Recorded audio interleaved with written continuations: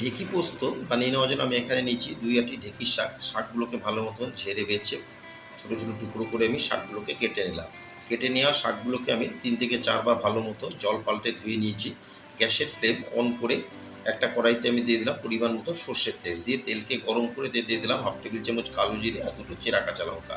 দিয়ে ফোড়নকে ভেজে নিয়ে এতে দিয়ে দিলাম কেটে ধুয়ে রাখা ঢেঁকির শাক। শাক দিয়ে শাককে ভালো মতন মিশিয়ে একটা কভার দিয়ে আমি 7 থেকে 10 মিনিট রান্না করে নেব। 10 মিনিট পর কভার তুলে একবার ভালো মতন আমি শাকগুলোকে মিশিয়ে নিয়ে এতে দিয়ে দেবো পরিমাণ মতো নুন আর হলুদ। দিয়ে ভালো মতন শাককে মিশিয়ে নিলাম। এখন সামান্য পরিমাণে জল দিয়ে গ্যাসের ফ্লেম একটু হাইতে রেখে আমি 5 থেকে 7 মিনিট রান্না করে নিলাম।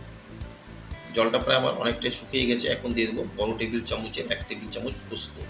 দিয়ে পোস্তকে খুব ভালো মতন আমি শাকের সাথে মিশিয়ে নিয়ে আরও 5 মিনিট রান্না করে নিলেই ঢেঁকি পোস্ত পরিবেশন করার জন্য রেডি।